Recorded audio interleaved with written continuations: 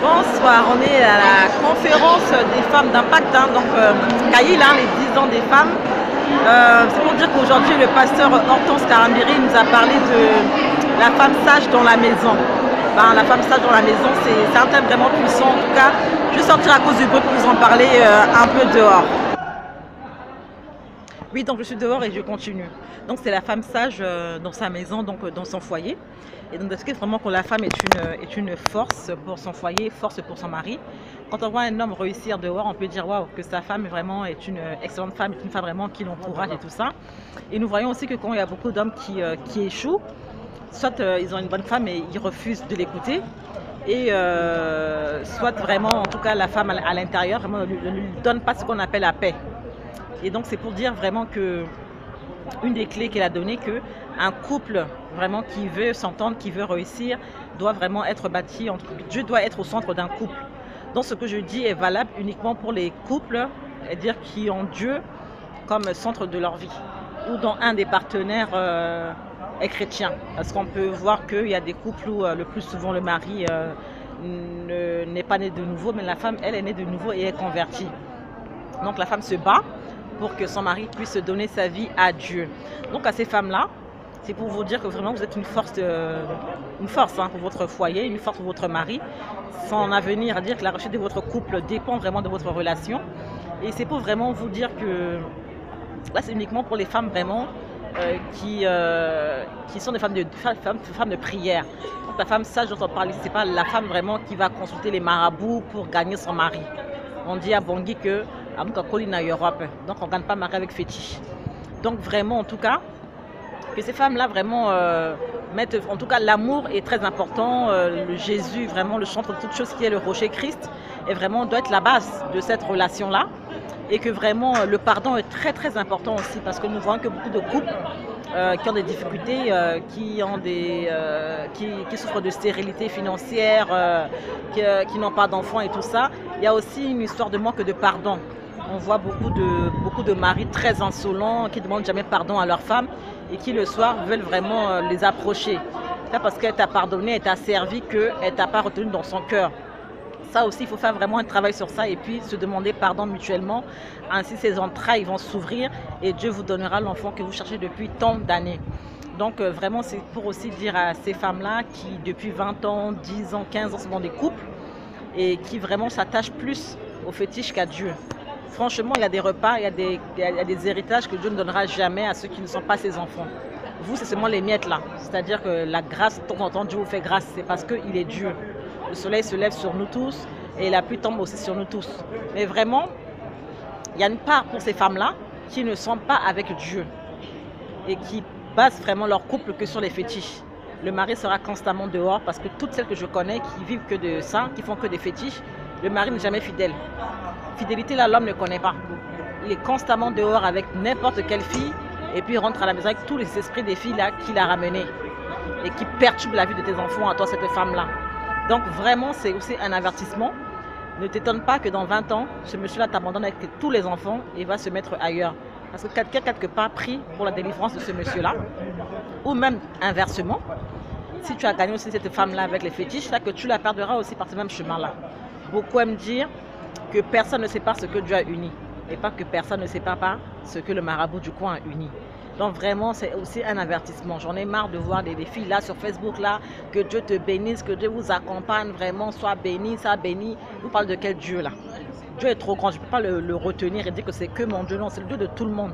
Mais il n'est pas le Père de tout le monde. Il est uniquement le Père des personnes qui l'ont reconnu en tant que Père. Donc vraiment, en tout cas, revoyez sur Facebook l'enseignement là que Maman Karambiri a donné aujourd'hui, la femme sage dans son foyer. La femme sage, ce n'est pas la femme qui n'est pas jalouse, qui laisse son mari sortir et qui revient, qui ne pose pas de questions et qui a sa calebasse sous le lit là, dans les matelas, des fils, tout ça, partout, pour retenir le gars. C'est pas ça une femme sage.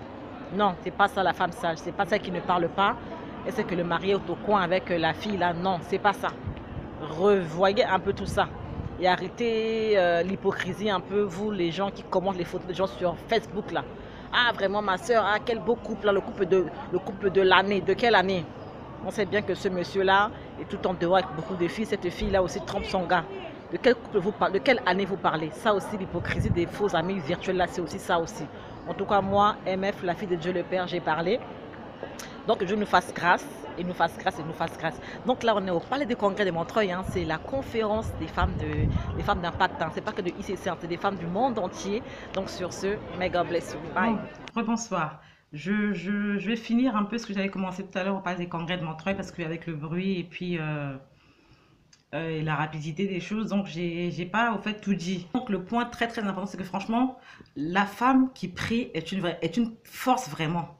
Quand je vois beaucoup de nos pasteurs là, ils n'arrêtent pas de célébrer leur femme. Ils disent que si vraiment je manquais de paix à la maison, je ne serais pas là en train de vous prêcher. Et on sait tous que les femmes des pasteurs, on ne les regarde pas beaucoup.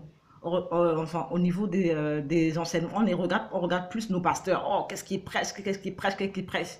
Mais il y en a qui ont fini par dire, si je prêche bien, c'est parce que ma femme me donne la paix à la maison.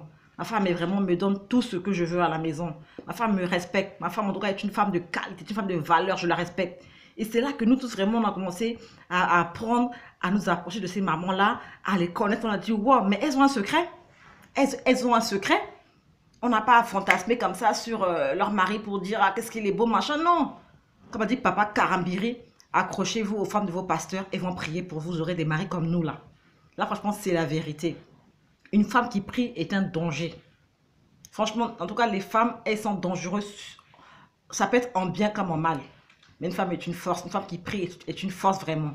On a vu beaucoup de nos chefs d'État africains là, après leur chute là, qui ont commencé à dire « Ah, ben j'étais dans les ténèbres, hein. Mais si votre maman là priait, j'en serais pas là. Si ma femme priait, j'en serais pas là. Dieu m'aurait délivré depuis longtemps. Mais comme j'étais pas avec une femme qui priait, voilà pourquoi j'étais aussi dans les ténèbres et tout ça. » Ça veut dire que le mari peut être dans des affaires sales.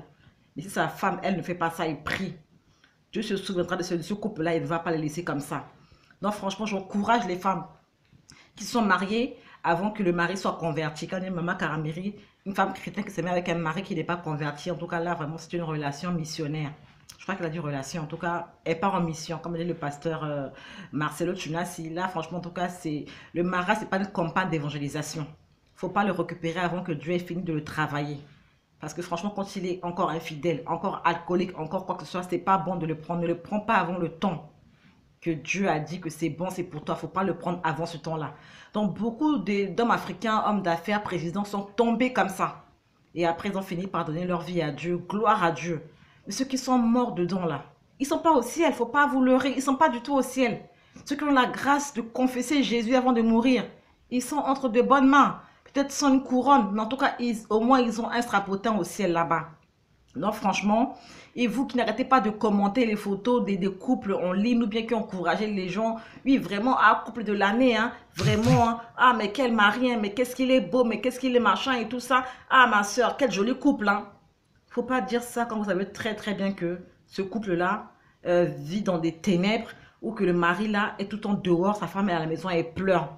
Parce qu'une fois, il a sorti la photo, il a mis ça sur Facebook. Tout le monde dit, wow, quelle beauté. Moi, les photos vraiment de couple, même si c'est dans ma famille, je ne commente pas du tout. Parce que je sais que c'est pas encore ça, il y a du boulot. Et c'est pas en commentant la photo, ça va les encourager à changer. Pas du tout. Changer à l'intérieur. Et Facebook, là, c'est des foutaises, vous mettrez ça plus tard. Mais beaucoup, beaucoup comme ça, là. Le mari n'est jamais à la maison.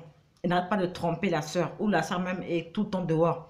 Avec des maîtres, comme dit le pasteur Ivan. Mais en fait, c'est des amants. Tout ça, là même. Les gens commentent, ah, vraiment, vous êtes beaux. Ils ne sont pas beaux du tout. Franchement, l'apparence est belle. Mais franchement, ils sont moches. Ils sont vraiment très, très moches. Et franchement, moi, il n'y a que Jésus. Hein. C'est le seul chemin, la vérité et la vie. Lui, il rend un couple très beau. Très, très beau. Très beau. Et franchement, en tout cas, vraiment, en tout cas, que les femmes se lèvent et que les femmes se mettent à genoux. Que les femmes prient pour leur mari. La femme est une force. Donc moi, ces couples-là, leurs photos, je ne commande pas du tout. Parce que quand je connais un peu, je ne commande pas du tout. Et c'est pas ça encourager, c'est pas ça encourager. Non, il faut dire ça comme ça, il va changer. C'est faux. C'est faux. Tout comme les gens qui gagnent des marchés, qui gagnent des élections par les fétiches là. Moi, je leur écris pas félicitations, que Dieu te bénisse, que Dieu t'accompagne. Le gars même qui dit Dieu l'accompagne, il sait que en fait, c'est sans effet. Des phrases qui sont comme ça, en fait, que c'est sans effet. On dit que Dieu te bénisse. Ah, vraiment, félicitations en tout cas, que Dieu t'accompagne. Le gars, c'est vrai que Dieu ne peut pas l'accompagner parce que c'est l'opposant qui l'accompagne. Ça veut dire que c'est le féticheur qui l'accompagne. Satan, les démons qui l'accompagnent dans ce qu'il fait, dans ses affaires, dans ses élections. Donc moi, ça, je n'écris pas en dessous que Dieu t'accompagne. Limite, je peux écrire courage, bonne continuation, c'est tout. Parce que celui qui t'a donné là, il va te le ravir. On amène coq, on tue, on prend le sang. On amène bœuf, on amène tabac pour tuer mouton là. Physiquement, ce sont des animaux qu'on a tués. Mais spirituellement, on t'a arraché ta femme et tous tes enfants comme ça. Autant pour la femme, hein, tu mets la vie de ton mari en danger. Mais vraiment, en tout cas, soyez encouragés. Moi, je ne peux pas écouter une parole comme ça et ne pas vous faire un petit compte rendu sur Facebook. Il faut vraiment que je vous en parle. Que vous voyez, que vous regardiez vraiment en tout cas. Et que vraiment cela vous pousse à changer. Même si là, ça peut t'énerver, mon frère, ma soeur. Ou toi qui n'es pas comme mon frère, ma soeur. Ça va t'édifier demain. Ça va t'encourager en tout cas. Moi, en tout cas, j'ai parlé. Bon, pour la fin là, on finit par parler des congrès de Montreux. En tout cas, sur ce, je dis que Dieu vous bénisse en tout cas. Hein. Que Dieu vous bénisse de temps en temps. En tout cas, que Dieu vraiment vous change. Bisous. Oui, bonjour, bonjour chers tous. Donc là, on est au Palais des Congrès de Montreuil. Hein. C'est le dernier jour de la conférence CAIL, hein, c'est-à-dire donc la conférence des femmes d'impact du monde. Hein. Donc celles qui se sont reconnues en tant que femmes, elles sont toutes là. Celles qui peut-être ne sont pas reconnues, ne sont pas venues ou bien elles en doutaient. Mais en tout cas, ils nous suivent en ligne. Donc je viens faire un petit résumé de ce qu'on a pu voir ce matin. C'était un talk show. Donc questions-réponses hein, pendant 2 bonnes heures avec nos 4 oratrices magnifiques que le Seigneur nous a données durant cette conférence-là. Donc on a parlé de questions de mariage, hein, un truc que vraiment les sisters sont vraiment... beaucoup se posent de questions, hein, comment reconnaître l'homme de sa vie, quels critères et tout ça. Bon, le critère premier, hein, c'est que vraiment il soit enfant de Dieu, qu'il soit né de Dieu, qu'il soit converti, et non aller prendre quelqu'un qui n'est pas chrétien et penser en faire demain un chrétien. Donc voilà. Et vraiment on a parlé de beaucoup de points aussi par rapport à la femme sage qui bâtit sa maison. Donc nuance entre la femme sage qui bâtit son foyer. Là il y a une différence parce que bâtir sa maison, toi et moi qui ne sommes pas encore mariés, on bâtit notre maison. On n'a pas un foyer à bâtir pour l'instant, mais on bâtit notre maison et plus tard on bâtira notre foyer.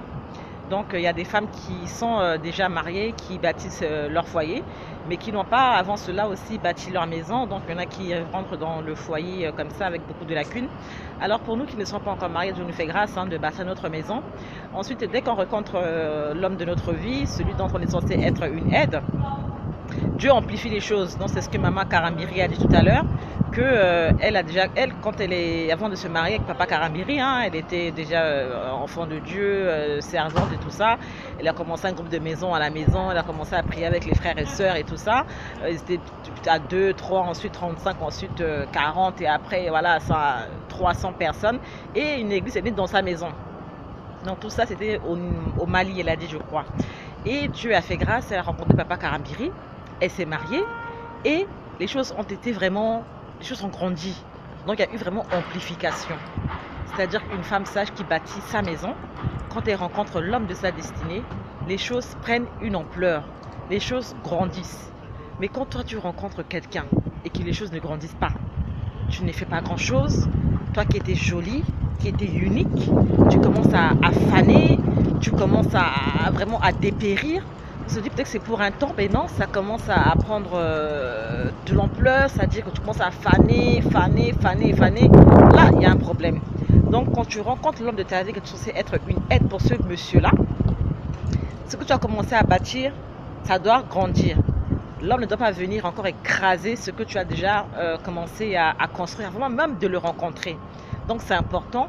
On a également parlé de l'éducation des enfants. Donc comme je le disais aussi hier, quand tu es chrétienne, quand tu es une femme de prière, que ton mari lui ne prie pas, ta prière là ne peut pas vraiment être enterrée comme ça. Un jour ou l'autre, Dieu se souviendra de ta prière. Et Dieu te fera grâce. Cette prière là va rattraper cet homme là. Donc on a parlé des mamans qui ont des enfants petits comme le mien là, et qui vient tout le temps à l'église, qui suit la maman, et en devenant ado, refuse de venir à l'église. Donc Dieu fait grâce à un moment donné, ce que les parents se mettent là, rattrape l'enfant et l'enfant revient à la maison. Donc c'est pas rien. Donc vos prières, maman, même si vous êtes enfant de pasteur ou vous êtes femme de pasteur, l'enfant peut dérailler. L'enfant peut dérailler, mais il faut lui rappeler que l'enfant là vraiment c'est en tout cas qu'il est plus intelligent, que c'est un enfant vraiment. Moi avec mon fils, j'ai appris à faire ce que les pasteurs nous ont enseigné à l'église. Moi, Isaiah, mon fils de 7 ans là, c'est le prophète de ma maison. Mon fils est le plus beau. C'est pas pour qu'il ait que les oreilles poussent, hein. Non, non, non, non. Mais franchement, moi, j'encourage mon fils. Et dès qu'il est plus intelligent, il est même plus intelligent. Et ça le suit. Même en classe, il va manger 10 sur 10 aujourd'hui. 7 ans. Des amis lui disent que ouais, tu es bête, tout ça, il vient et me dit, on m'a dit que je suis bête. Il dit, j'ai l'impression que tu es plus intelligent. Tu es le plus beau même. Donc il le dit, il a cette assurance-là. Et à la maison, on prie ensemble. Enfin, même, il prie pour moi. J'ai dit, ah, Isaiah, j'ai mal à la tête. L'enfant, il prie pour moi. Donc c'est demain, en grandissant, le monde, la vie, veut l'écarter un peu. Ce que j'ai semé dans sa vie, là, va parler un jour. Ça ne peut pas rester comme ça et puis mourir comme ça. Non, c'est impossible. Ça parlera. Ça parlera. Donc la Bible nous dit d'enseigner l'enfant dès son enfance. Et quand il va grandir, il ne va pas s'en détourner. Donc franchement, en tout cas, on a reçu beaucoup, beaucoup de bonnes choses. Donc vous avez la grâce de voir tout ça sur YouTube. Donc moi, c'est un petit résumé. Il fallait vraiment, vraiment que j'en parle. Donc les sœurs, vraiment, beaucoup de temps aussi dans la prière. Hein. Maman nous a enseigné le secret, franchement, de leur beauté. Ce qu'elles prennent soin de leur corps, certes. Mais pas plus de temps dans la beauté que dans la prière. Parce que tout se gagne dans la prière. Tout se gagne dans le monde spirituel. Donc c'est très très important de passer du temps dans la prière et de prendre soin de soi. C'est-à-dire qu'il faut s'accepter, il faut s'aimer. Parce que Liliane a dit hier que une petite fille a dit, sa fille disait, maman, pourquoi je suis noire, je voudrais bien être claire. Elle a dit, non fille, mais les femmes noires sont aussi belles. Eh bien oui, moi je suis marron. Et franchement, je suis unique, je suis une beauté unique, je suis une créature si merveilleuse. On voit des hommes qui ont des femmes claires, qui ont des femmes peut-être blanches, mais qui côtoient aussi des femmes noires. Bon, on n'en veut pas, hein, mais c'est juste pour dire que chaque personne est unique. Moi, franchement, I love me very, very much. Je m'aime, mais j'adore Jésus. J'adore mon Dieu. J'adore Christ qui est source de toutes bonnes choses. Donc, franchement, sur ce, ben voilà, c'est terminé. Hein, enfin, d'ici quelques heures, ce sera terminé. Donc, sur ce, may God bless you. MF, la fille de Dieu le Père. Bye.